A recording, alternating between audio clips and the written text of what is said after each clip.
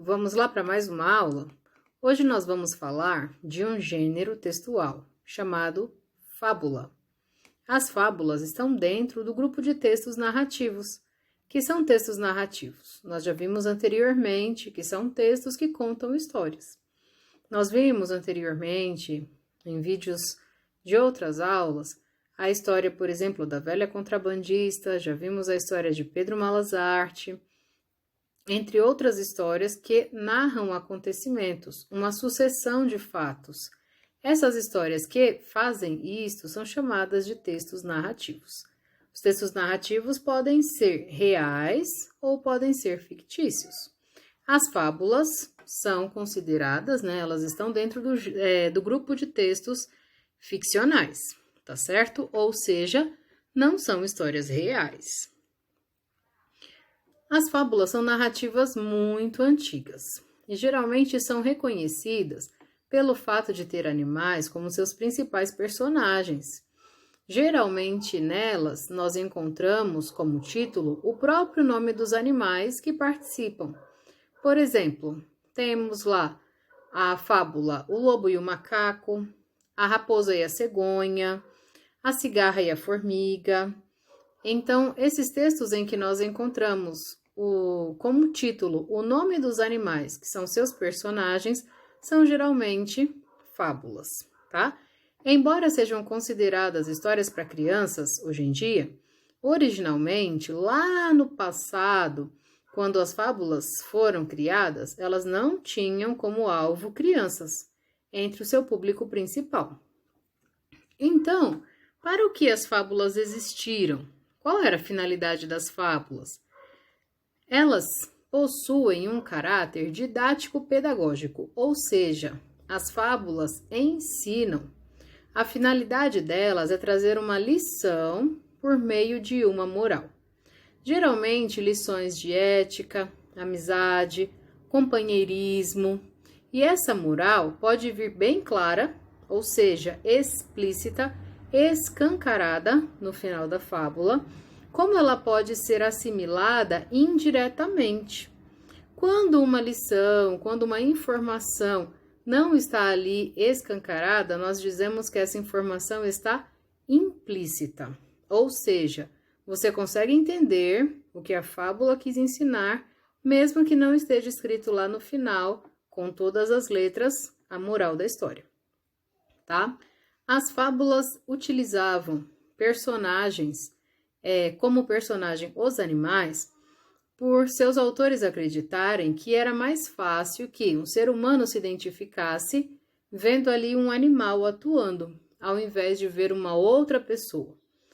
E aí o diferencial das fábulas para simples narrativas em que animais são personagens é que nelas os animais possuem características humanas.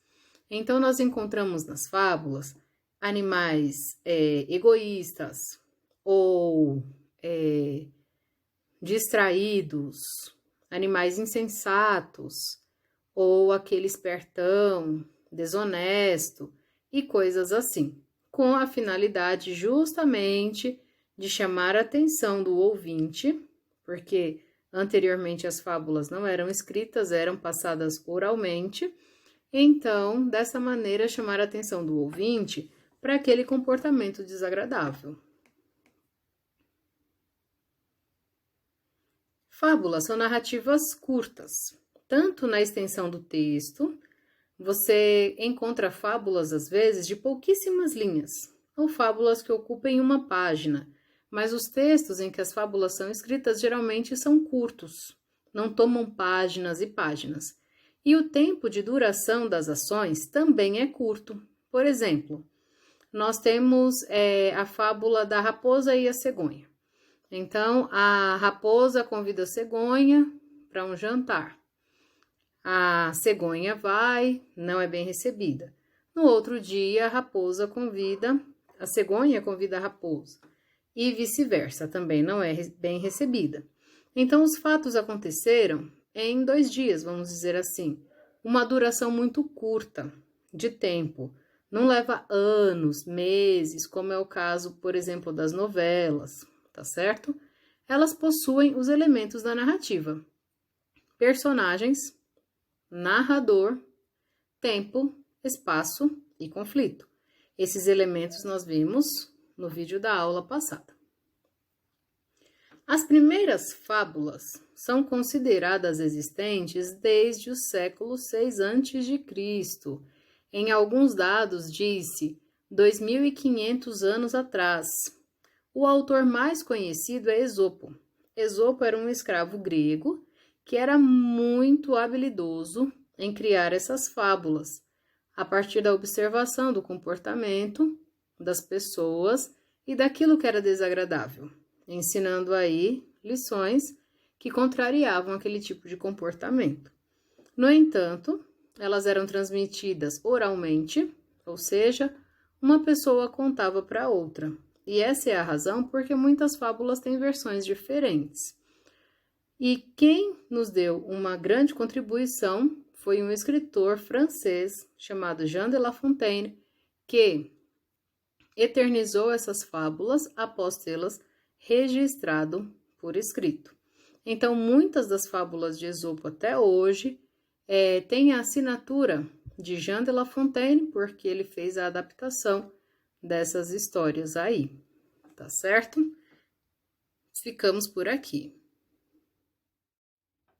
E então, pessoal, gostaram da nossa explicação sobre as fábulas? Por aí nós vemos que muitos textos que são consagrados na literatura infanto-juvenil, muitas vezes são ignorados pelos adultos por acharem que são textos de criança. Ai, uma fábula, tá achando que eu sou criança? Mas na verdade são textos escritos para adultos. Muito provavelmente uma criança não vai identificar a moral de uma fábula sozinha. Então, mesmo que a fábula seja contada para uma criança, a criança vai precisar de alguém que explique o que essa fábula quer ensinar no final, tá certo? Espero que tenham gostado e até a próxima aula.